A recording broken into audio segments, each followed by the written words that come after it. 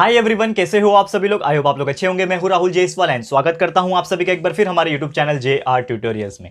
Friends, आज again आपके सामने एक मोस्ट इंपॉर्टेंट ज्योग्राफी का लेक्चर वीडियो लेकर आ चुका हूं दोस्तों, जिसमें हम पढ़ने वाले हैं आज के दिन, जो कि हमारा 9th स्टैंडर्ड के लिए ज्योग्राफी सब्जेक्ट का जो हमने चैप्टर की शुरुआत की थी ऑलरेडी, जिसका नाम है चैप्टर नंबर 5 प्रेसिपिटेशन। तो आज हम इस पर्टिकुलर चैप्टर का लेक्चर नंबर 3 आपके लिए लेकर आ गए हैं, जो कि अगेन एक बहुत ही ज्यादा इंपॉर्टेंट लेक्चर वीडियो होने वाला है। और साथ ही मैं आपको बता दूं कि ये जो चैप्टर है फाइनली आज हो जाएगा टोटली 100% कंप्लीट। जी हाँ दोस्तों, इसकी चैप्टर की शुरुआत हमने ऑलरेडी कर दी थी, जिसमें 2 लेक्चर ऑलरेडी हमने बना दिए थे और जिसमें मैंने आपको बताया था चैप्टर में क्या पढ़ा था हमने। प्रेसिपिटेशन का बेसिक मतलब होता है वाटर का फॉल होना।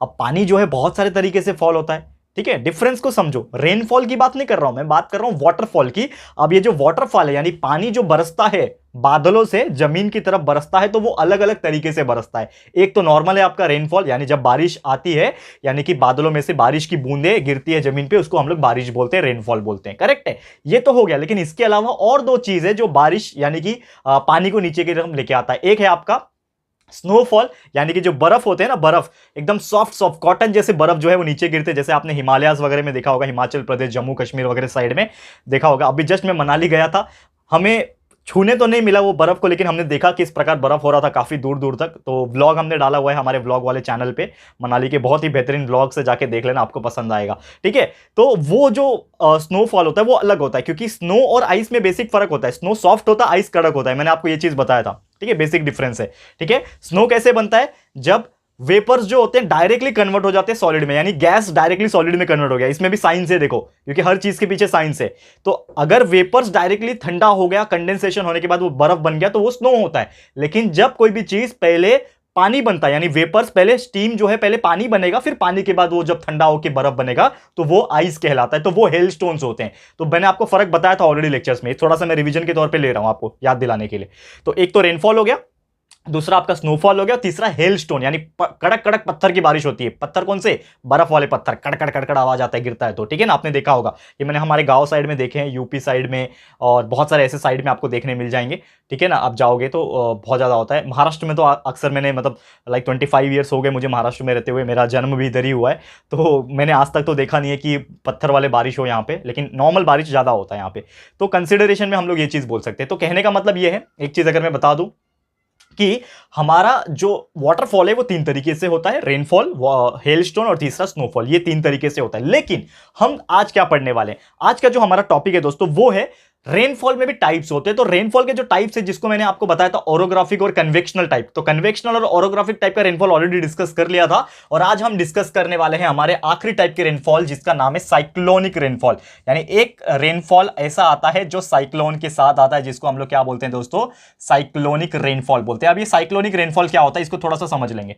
जैसा कि आप जानते हो, कभी कभी साइक्लोन आता है, भवंडर जिसको बोलते हैं नॉर्मल तौर पर। तो जब वो साइक्लोन आता है तो बारिश लेके आता है, तो वो कैसा होता है, तो नॉर्मली अगर कुछ हिस्सों में जो प्रेशर होता है, हवा का प्रेशर अगर वो ज्यादा होता है as compare to other side, यानी कि अगर इसका एयर फॉर्मेशन हो रहा है, जब प्रेशर कोई भी एरिया में मैक्सिमम रहेगा, प्रेशर कोई भी एरिया में एक तरीके से ज्यादा रहेगा, तो साइक्लोन आ सकता है। या फिर एक सबसे इंपॉर्टेंट सिंपल सा डेफिनेशन अगर मैं बात करूं कि अगर एक एरिया है, ठीक है ना, अगर एक एरिया है वहां पे प्रेशर लेस है और उसके आसपास का जो एरिया है यहां पे प्रेशर ज्यादा है। किस चीज का प्रेशर की बात कर रहा हूं मैं, एयर की प्रेशर की बात कर रहा हूं। यानी कि एक एरिया में प्रेशर जो है वो कम है, समझ लो बीचों बीच एक एरिया है आपका, एक जगह है, उसमें हवा का जो प्रेशर है वो कम है, और आसपास का जो एरिया है, उसके साइड में जो सराउंडिंग में जो एरिया है वो प्रेशर ज्यादा है। तो जहां पे प्रेशर ज्यादा रहेगा वो जोर से घुमाएगा, तो जब प्रेशर ज्यादा रहेगा तो वो जोर से घुमाएगा, और अंदर वाला चीज क्या हो जाएगा, गोल गोल घूमते रह जाएगा। इसी से साइक्लोन क्रिएट हो जाता है। तो बेसिकली क्या होता है कि एयर जो होता है सराउंडिंग रीजन से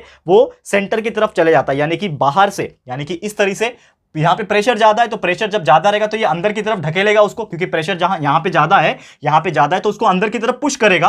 और जैसे अंदर की तरफ पुश करेगा तो ये जो पोर्शन होगा, यहां पे जो लो प्रेशर का जो एयर रहेगा वो गोल गोल घूमने लगेगा, और साइक्लोन जो है वो क्रिएट हो जाएगा, जिसके वजह से टेम्परेचर काफी ज्यादा एयर का रिड्यूस हो जाएगा, जिसके वजह से कंडेंसेशन होने लगेगा। क्योंकि वहां पे प्रेशर भी कम है, हवा बहुत ही ज्यादा क्या हो जाएगा, धीरे धीरे रिड्यूस कर जाएगा, हवा बहुत ही ज्यादा, उसका टेम्परेचर कम हो जाएगा। जैसे हवा का टेम्परेचर कम हो गया दोस्तों, क्या हो जाएगा, कंडेंसेशन प्रोसेस हो जाएगा। क्या हो जाएगा, उसके बाद रेनफॉल शुरू हो जाएगा, क्योंकि जैसे ही हवा का कंडेंसेशन हो जाता है तो वो हवा जो था, वेपर जो था, वो किस में कन्वर्ट हो जाएगा, वाटर में कन्वर्ट हो जाएगा। तो वाटर में कन्वर्ट हो गया तो यहां से क्या होने लगेगा, बारिश होने लगेगा। ठीक है, वो रेनफॉल होने लगेगा। तो इसीलिए ये टाइप के रेनफॉल को हम लोग क्या बोलते हैं, साइक्लोनिक रेनफॉल। इतना सिंपल था, कितना सिंपल है इसको याद रखना, है कि नहीं। तो बस इसी तौर पे आपको याद रखना है। और जब भी कोई एरिया में साइक्लोन गुजरता है, जैसे आपने देखा होगा कि अभी हमारे महाराष्ट्र में कुछ दिन पहले, कुछ दिन नहीं बोलूंगा, कुछ मंथ पहले, कुछ महीने पहले बहुत खतरनाक वाला एक साइक्लोन आया था, जो कि पूरा का पूरा हिला के गया, हमारे पूरे सिस्टम को हिला दिया उसने, ठीक है ना। तो बहुत प्रॉब्लम भी हुआ था हमारे इधर, तो 2 दिन लाइट चली गई थी, पूरा बिजली के खंभे वगैरह सब उखड़ गए थे, ठीक है। 2 दिन से लाइट नहीं थी हमारे इधर, शायद आप लोग के यहाँ पे भी हुआ होगा। तो यहाँ पे बहुत खतरनाक वाला साइक्लोन आया था। तो साइक्लोन जब भी गुजरता है तो वो बारिश लेके आता है, वही जो बारिश होता है वो साइक्लोनिक रेनफॉल होता है। और काफी ज्यादा एक्सटेंसिव बारिश होती है, यानी कि बहुत खतरनाक लेवल की बारिश हो जाती है और प्रेशर के साथ बारिश होता है। और जनरली जो हमने इसके पहले पढ़ा था कि जो ओरोग्राफिक टाइप का जो रेनफॉल होता है ना, वो जनरली बहुत सारे वर्ल्ड में पार्ट में होता है। और जो हमारा कन्वेक्शनल जो रेनफॉल है वो रीजनल होता है, यानी किधर किधर ही होता है। पहाड़ों साइड हमने दिखाया था, आपको बताया था कि जहां पे पहाड़ होते हैं वहां पे कन्वेक्शनल रेनफॉल ज्यादा देखने मिलता है, पहाड़ी के ऊपर से हो जाता है। लेकिन नॉर्मली हमारा जो रेनफॉल है, साइक्लोनिक रेनफॉल जो होता है, वो अक्सर ट्रॉपिकल रीजन में देखा गया। और इंडिया भी एक ट्रॉपिकल रीजन है, खासकर नॉर्थ साइड आप देखोगे तो ट्रॉपिक ऑफ कैंसर पास होता है, तो ट्रॉपिकल रीजन में उसको काउंट किया जाता है। इसीलिए यहां पे बारिश बहुत ज्यादा होती है। इस टाइप की जो साइक्लोनिक रेनफॉल है वो बहुत ज्यादा होती है, ठीक है। लेकिन जो अगर हम बात करें कि ओरोग्राफिक और ये जो साइक्लोनिक रेनफॉल है ना, वो थोड़े से कम होते हैं कंपैरेटिवली अगर बात करेंगे, ठीक है। और इसीलिए कुछ एरियाज जो ऐसे होते हैं ना, वो बहुत ज्यादा उसमें हेवी रेनफॉल आ जाते हैं, बाढ़ वगैरह और सूखा वगैरह हमेशा पड़ता रहता है। तो इस प्रकार ये सब चीज हमें देखने मिलता है साइक्लोनिक रेनफॉल में। क्लियर है? तो उम्मीद करता हूं कि आपको ये बहुत ही अच्छी तरीके से समझ में आ गया होगा। एक और टॉपिक आज हमें पढ़ना है, बहुत ही बेहतरीन टॉपिक है। इसका नाम है दोस्तों रेन गैज, ठीक है। रेन गैज बोल दो, रेन गेज बोल दो, जो आपको बोलना है आप बोल सकते हैं। तो रेन गेज होता क्या है?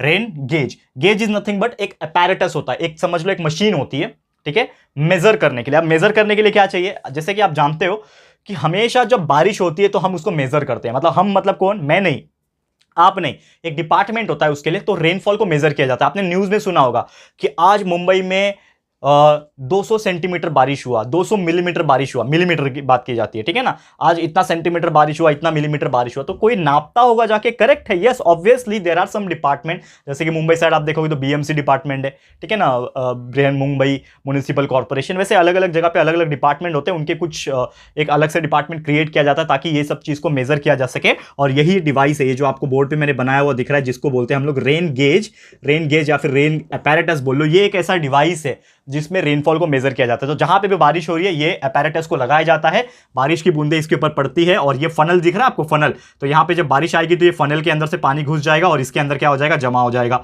जितना पानी जमा हो जाएगा 1 घंटे के अंदर, या फिर जो भी उनका टाइम उन्होंने बनाया, आधा घंटा हो गया या फिर 1 घंटा हो गया, इसके हिसाब से वो लोग क्या करते हैं, वो टाइमिंग के हिसाब से वो लोग बनाते हैं। और इसका एक पर्टिकुलर डायामीटर होता है, एक डायामीटर होता है। वो पानी जब जमा हो जाएगा कुछ टाइम के अंदर, समझ लो 1 घंटे के अंदर पानी जमा हो गया, एंड वही बॉटल को निकालेंगे यहां से। और ये जो मेजरिंग जार आपको दिख रहा है, जिसमें नेमिंग किया हुआ है, मार्किंग किया हुआ है 10, 20, 30 ऐसा 0, 10, 20, 30, वो बॉटल को निकाल के पानी जो भर आता है वो जार में डालते हैं। और जार में जहां तक पानी भरेगा, समझ लो यहां तक पानी भर गया, तो हम लोग क्या बोल सकते हैं कि 40 mm, ये 40 है ना, तो हम लोग बोल सकते हैं कि 40 mm की बारिश हुई। कितने घंटे में? 1 घंटे में। तो इसके हिसाब से अंदाजा और अनुमान लगाया जाता है कि कितने समय में कितना रेनफॉल हो रहा है, कितना रेनफॉल जमा हो रहा है। और उसके हिसाब से लोगों को अलर्ट भी किया जाता है।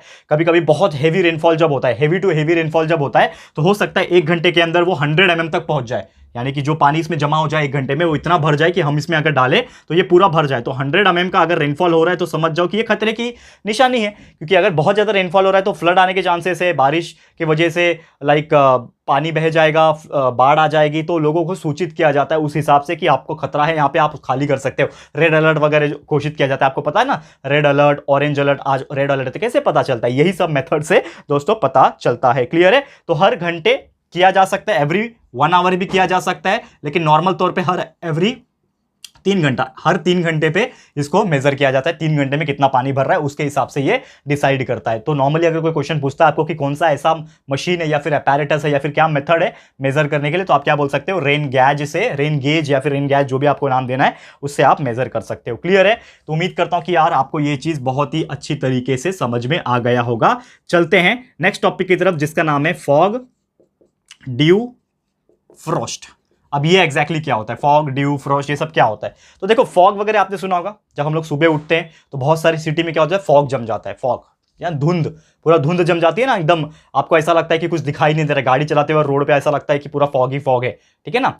और एक होता है ड्यू। ड्यू मतलब क्या होता है? ओस पड़ना। जैसे हम लोग मैच देखते हैं, क्रिकेट मैच आप देखते होंगे, तो ग्राउंड के ऊपर आप हाथ फिरा के देखो, आपको गीला गीला लगेगा, तो वो ड्यू होता है, ठीक है। और एक फ्रॉस्ट होता है, यानी कि अलग तरीके से ओस जमती है। तो ये सब चीज क्या होता है थोड़ा सा हम डिस्कस करेंगे। तो नॉर्मली क्या होता है कि जब भी कंडेंसेशन होता है नॉर्मल तौर पे, या फिर जब पानी का सॉलिडिफिकेशन होता है, यानी कि जब पानी जो है वो बर्फ बनता है या फिर सॉलिडिफिकेशन जब उसका हो रहा होता है, तो वहां पे हम फॉग देख सकते हैं, ड्यू देख सकते हैं और फ्रॉस्ट देख सकते हैं। तो कैसे होता है, तो नॉर्मली जब भी कोई टेम्परेचर जो है किसी भी हवा का अगर अर्थ सरफेस के नजदीक है, यानी कि अर्थ के आसपास, हमारे आसपास के वातावरण में अगर क्या प्रेजेंट है, हवा प्रेजेंट है, और उसका धीरे धीरे क्या होने लगता है, टेम्परेचर जो है वो ड्रॉप होने लगता है, टेम्परेचर जब कम होने लगता है, तो साथ ही में क्या होता है, जैसे जैसे टेम्परेचर रिड्यूस होता है, तो जो पानी के जो वेपर्स होते हैं वो भी कंडेंस होने लगेंगे, क्योंकि नॉर्मली जब एयर का टेम्परेचर रिड्यूस हो रहा है, तो हवा जब ठंडी होती जा रही है, तो आसपास जो वाटर वेपर प्रेजेंट है, यहां पे समझ लो वाटर वेपर प्रेजेंट है, तो वो भी क्या होने लगेंगे, कंडेंस होने लगेंगे ना, यानी कि वो एक तरीके से सॉलिडिफिकेशन में जाने लगेंगे, कंडेंसेशन उसका होने लगेगा, ठंडा होने लगेंगे। तो जैसे वो ठंडा होने लगेंगे,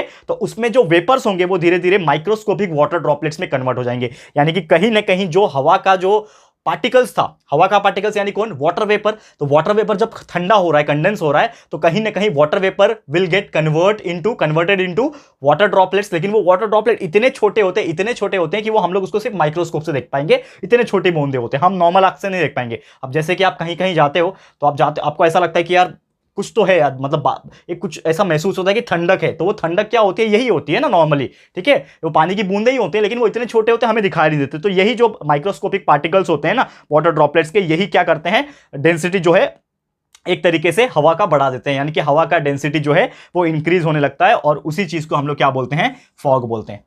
यानी क्या हो गया, धुंध जम गया। तो जब क्या होता है, वाटर वेपर प्रेजेंट है हवा में, जैसे कि हम सुबह सुबह नॉर्मली क्या होता है कि वाटर वेपर प्रेजेंट होता है, ठीक है ना, हवा में आसपास अर्थ सरफेस के नजदीक में वाटर वेपर प्रेजेंट है, और रात के टाइम क्या होता है, थोड़ी सी ठंडक महसूस होने लगती है, क्योंकि हवा का जो टेम्परेचर है वो ड्रॉप होने लगता है। जैसे हवा का टेम्परेचर ड्रॉप होगा, तो वाटर वेपर्स जो है वो धीरे धीरे कन्वर्ट हो जाएंगे किसके अंदर, वाटर ड्रॉपलेट्स के अंदर, लेकिन वो छोटे छोटे वाटर ड्रॉपलेट्स होते हैं, और वो वहीं पे घूमते रहते हैं। इसके वजह से हमें धुंध दिखाई देता है, यानी कि एक तरीके से फॉग होता हुआ दिखाई देता है। तो इसी को हम लोग क्या बोलते हैं, फॉग बोलते हैं। क्लियर है, तो उम्मीद करता हूं कि ये चीज आपको समझ में आ गया होगा। नेक्स्ट अगर बात करें ड्यू क्या होता है, तो ड्यू के केस में क्या होता है कि जब कुछ ऐसा हवा होता है जिसमें मॉइस्चर प्रेजेंट होता है, यानी नमी प्रेजेंट होती है। पता है ना मॉइस्चर क्या होता है, ये ऑलरेडी मैंने एक्सप्लेन किया हुआ है, चैप्टर नंबर आई गेस 2 या 3 था, मुझे सेकंड या थर्ड मुझे याद नहीं है कितना था, लेकिन एक मॉइस्चर का मैंने पढ़ाया आपको। तो जब भी कोई हवा में मॉइस्चर होता है, नमी प्रेजेंट होता है, हवा अर्थ के सरफेस के नजदीक में जो हवा रहता है उसमें अगर प्रेजेंट रहता है, तो जब वो किसी भी कोल्ड ऑब्जेक्ट के कॉन्टैक्ट में आता है, वो कोल्ड ऑब्जेक्ट क्या हो सकता है, हवा ही हो सकता है, क्योंकि आसपास की जब हवा के अंदर टेम्परेचर जो है वो रिड्यूस होने लगती है, क्योंकि रात को हवाएं बहुत जोर से चलती है।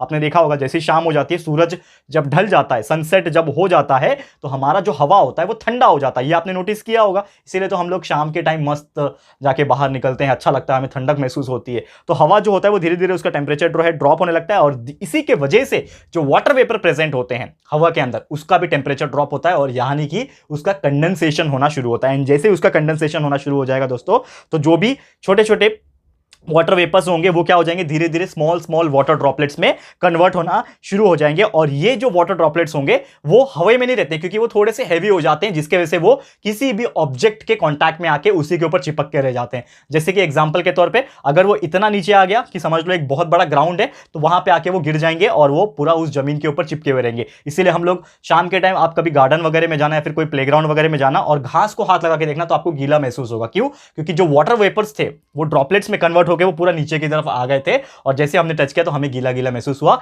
और इसी को तो ड्यू बोलते हैं। इसके लिए मैच में देखा होगा ना आपने कि लोग पहले फील्डिंग कर लेते हैं, क्योंकि रात को अगर फील्डिंग किया, रात के वाले मैच में जो डे नाइट का मैच होता है ना, जैसे आईपीएल वगैरह आप देखते होंगे, तो रात के मैच में लोग फील्डिंग क्यों नहीं लेते हैं, क्योंकि यार अगर बाद में फील्डिंग करना पड़ेगा तो ओस का प्रॉब्लम होता है, और ओस यानी कि ड्यू, तो ड्यू जब होता है ना तो बॉल गीली हो जाती है, और बॉल जब फेंकने जाएंगे तो हाथ से फिसल सकती है, फील्डिंग वगैरह बराबर नहीं होती है। तो यही एक सबसे बड़ा फैक्टर होता है। उम्मीद करता हूं कि ये ड्यू क्या होता है ये आपको बहुत ही अच्छी तरीके से समझ में आ गया होगा। नेक्स्ट बात करें फ्रॉस्ट की, तो फ्रॉस्ट बेसिकली क्या होता है कि जब टेम्परेचर हवा का बहुत ज्यादा कम हो जाता है, यानी कि 0 डिग्री सेल्सियस के आसपास कम हो जाता है। और ये कहां होगा? ऑब्वियसली जहां पे बहुत ज्यादा ठंडी होगी, बहुत ज्यादा ठंडी वाली इलाके होगी, तो यहां पे बहुत ज्यादा कम हो जाता है। तो वाटर ड्रॉपलेट्स जो होते हैं ना, वो एकदम कोल्ड ऑब्जेक्ट के टच में आके एकदम ठंडक तरीके से जम जाते हैं जाके, यानी क्योंकि 0 डिग्री सेल्सियस के नीचे आ गया, यानी कि फ्रीजिंग पॉइंट के नीचे आ गया। तो फ्रीजिंग पॉइंट के नीचे आने के बाद कोई भी ऑब्जेक्ट के कॉन्टैक्ट में आने के बाद वो फ्रीज हो जाता है, और यही जो फ्रोजन वाटर होता है ड्रॉपलेट्स का, इसको हम लोग फ्रॉस्ट बोलते हैं। यानी कि कहीं ना कहीं पानी की बूंदे बर्फ में कन्वर्ट हो जाती है, तो उसी को हम लोग क्या बोलते हैं, फ्रॉस्ट बोलते हैं। और ड्यू और फ्रॉस्ट जो है ये सबसे ज्यादा विंटर्स में ही देखा गया, यानी ओस पड़ना और ये फ्रॉस्ट होना ये सबसे ज्यादा विंटर्स में देखा गया है। और फॉग जो है वो नॉर्मल सीजन में भी अक्सर देखा जाता है, मतलब बस थोड़ी सी हवा का टेम्परेचर रिड्यूस जब हो जाता है तो भी ये चीज फॉग जो है देखने मिल जाता है। खासकर दिल्ली वगैरह साइड आप जाओगे तो अक्सर हमेशा आपको फॉग देखने मिलेगा, विंटर्स में सबसे ज्यादा देखने मिलता है, लेकिन नॉर्मल सीजन में भी बारिश वगैरह के टाइम में भी थोड़ा बहुत आपको देखने मिल जाता है। क्लियर है? तो उम्मीद करता हूं कि यार आपको ये चीज बहुत ही अच्छी तरीके से समझ में आ गया होगा। अब चलते हैं हमारे अगले टॉपिक की तरफ। ठीक है, आज देखो पूरा चैप्टर कंप्लीट कराना है, इसके लिए थोड़ा सा लंबा लेक्चर चले जाएगा, लेकिन कोई प्रॉब्लम नहीं है। तो मैंने साइक्लोनिक रेनफॉल क्या होता है ये बता दिया, पूरा रेन गेज क्या होता है, फॉग, ड्यू और फ्रॉस्ट ये तीनों भी एक्सप्लेन कर दिया। दो छोटे छोटे टॉपिक्स और बचे हुए हैं, इसको हम लोग डिस्कस कर लेंगे। अब यहां पे हम लोग बात कर लेते हैं इफेक्ट ऑफ प्रेसिपिटेशन, क्योंकि देखो हमने पूरा का पूरा प्रेसिपिटेशन का मतलब समझ लिया, उसके जितने भी टाइप्स थे वो समझ लिया, ठीक है ना, प्रेसिपिटेशन क्या था, कितने टाइप के रेनफॉल थे, ये सब समझ लिया।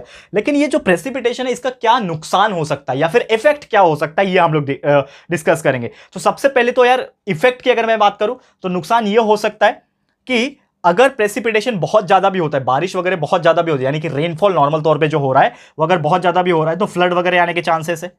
ठीक है, फिर जो हेलस्टोन होता है, स्नोफॉल वगैरह होता है, या फिर पत्थर गिरना या फिर जो स्नोफॉल हो रहा है वो बहुत ज्यादा होता है, तो एग्रीकल्चरल जो क्रॉप्स होते हैं दोस्तों वो भी बहुत ज्यादा खराब हो जाते हैं। ठीक है ना, एग्रीकल्चरल क्रॉप्स, खेती बाड़ी जो होती है वो नुकसान पहुंचती है, लोगों के घर में नुकसान पहुंचता है, और खासकर जो फार्मर्स होते हैं उनके एक तरीके से खाने के वांदे हो जाते हैं। क्योंकि मैंने देखा है, नोटिस किया है मैंने, और बहुत सारे न्यूज़ में भी सुनने में आया होगा कि फसल खराब हो गई। तो फसल किस लिए खराब हो गई, क्योंकि बहुत ज़्यादा बारिश गिर गया या फिर बहुत ज़्यादा हेलस्टोन गिर गया, यानी बर्फ़ के पत्थर जो गिरते हैं वो बहुत ज़्यादा गिर गया, तो पूरा क्रॉप्स जो है खराब कर देता है, वो पूरा उसको क्या कर देगा, डैमेज कर देगा।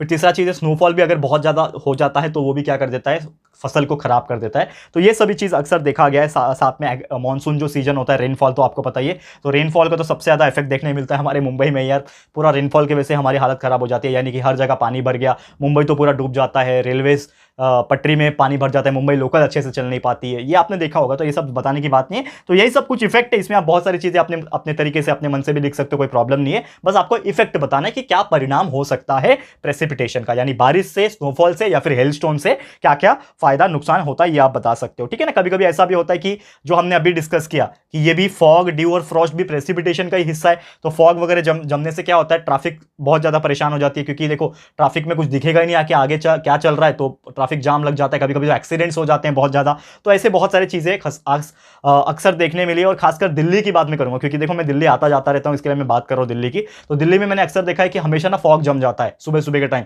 तो लोग, बहुत सारे लोग क्या करते हैं, गाड़ी चलाते हैं, उनको क्लियर दिखता नहीं है दूर का, लेकिन सामने गाड़ी खड़ी होती है उनको दिखाई नहीं देते, तो वो चला के ठोक देते हैं उसको। ट्रैफिक एक्सीडेंट्स बहुत सारे होते हैं, ऐसा देखा गया है। तो यही सब कुछ इफेक्ट है प्रेसिपिटेशन के, ये आप लोग देख सकते हैं। एंड लास्ट एक और इफेक्ट है, बहुत ज्यादा अच्छा इफेक्ट है, अच्छा तो नहीं बोलूंगा, बुरा ही है, जिसका नाम है एसिड रेन। अच्छा इसलिए है क्योंकि ये एग्जाम में पूछ सकता है, और बुरा इसलिए है क्योंकि इसके बहुत सारे नुकसान है। क्या एसिड रेन, तो आपको मतलब पता ही होगा, शायद आप जानते होंगे कि एसिड रेन एक ऐसा रेन है जो इसको हम लोग बोलते हैं एसिड की बारिश होना। अब आप बोलोगे सर एसिड की बारिश होती है? यस, एसिड की बारिश होती है, ये शायद आपने 8वीं के साइंस टेक्स्ट बुक में पढ़ा होगा या साइंस के सिलेबस में।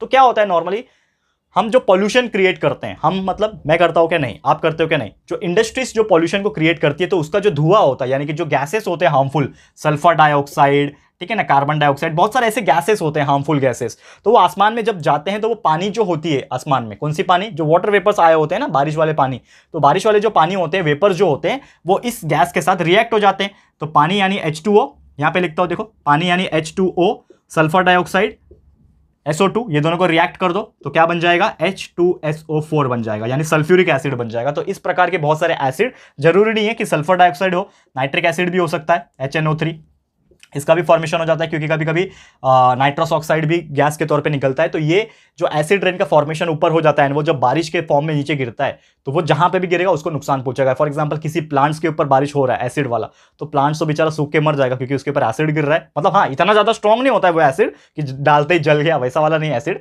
नॉर्मल एसिड होता है, लेकिन अगर वो गिर रहा है तो फिर भी बहुत ज्यादा नुकसान होता है। और आपने देखा होगा येलोइंग ऑफ लीव्स, पत्तियां जो है पीली पड़ जाती है, कुछ पत्तियां झड़ जाती है, जिसकी वजह से और प्लांट्स के फ्रूट्स खराब हो जाते हैं, ये हो सकता है। दूसरा चीज है कि बहुत सारे हिस्टोरिकल मॉन्यूमेंट्स के ऊपर एसिड रेन हुआ है, खासकर आगरा में ताजमहल के ऊपर, आपको पता होगा आगरा में ताजमहल है, तो आगरा में ना लेदर फैक्ट्री बहुत है। लेदर फैक्ट्री यानी चमड़े की चीजें बनाने वाली कंपनीज बहुत है, जिसकी वजह से सल्फर डाइऑक्साइड गैस बहुत ज्यादा निकलता है। तो सल्फर डाइऑक्साइड बहुत ज्यादा निकलेगा तो H2SO4 बनेगा, इसीलिए सल्फ्यूरिक एसिड के बारिश बार बार ताजमहल के ऊपर होती रही है। ताजमहल के ऊपर मतलब उस एरिया में बहुत ज्यादा होती है, जिसके वजह से ताजमहल के ऊपर कितने सारे दाग धब्बे आ गए, आपने देखा होगा। करीब से जाओगे तो दिखेगा, मैं गया हूं करीब से देखने के लिए आगरा में ताजमहल। कभी घूमने जाना, कभी और मौका मिला तो वापस जाऊंगा और व्लॉग बनाऊंगा। जब गया था मैं तो इंजीनियरिंग कर रहा था, उस टाइम पे कोई व्लॉगिंग चैनल था नहीं मेरा, नहीं तो जरूर से दिखाता आप लोग को, ठीक है। बहुत पहले गया था मैं, तो बहुत सारे दाग वगैरह हैं और उसको पेंट किया जाता है ताकि वो दाग दिखे ना, ठीक है। तो ऐसे बहुत सारे स्टोरीज है जो हम लोग डिस्कस करेंगे। तो बस यही था हमारा आज का टॉपिक। तो इससे क्या पता चला, हमें क्या पता चला कि एसिड रेन कितना नुकसानदायक होता है, और इसके लिए हम लोग को पॉल्यूशन वगैरह को कंट्रोल करना पड़ेगा ताकि ये नुकसान ना हो,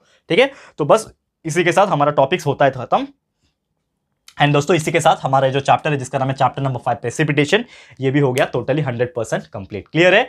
तो बस दोस्तों प्लीज हमें कमेंट करके बताना कि आपको ये हमारा वीडियो कैसा लगा है। चैप्टर खत्म हो गया, और भी ऐसे चैप्टर्स हम कंटिन्यूअसली आपके लिए लेकर आते रहेंगे, मजेदार। और उम्मीद करता हूं कि आपको बहुत अच्छी तरीके से ये चैप्टर समझ में आ गया होगा। तो प्लीज अपनी राय और सजेशन हमें कमेंट करके बताना। वीडियो पसंद आया है, अच्छा लगा है तो प्लीज वीडियो को लाइक कीजिएगा, शेयर जरूर से कर देना, अपने सारे फ्रेंड्स एंड रिलेटिव्स को फटाफट से शेयर करो। बताओ कि कितना इंटरेस्टिंग चैप्टर है। लोग खामखा डर जाते हैं यार ये सोच के कितना हार्ड चैप्टर है, लेकिन ऐसा कुछ नहीं है।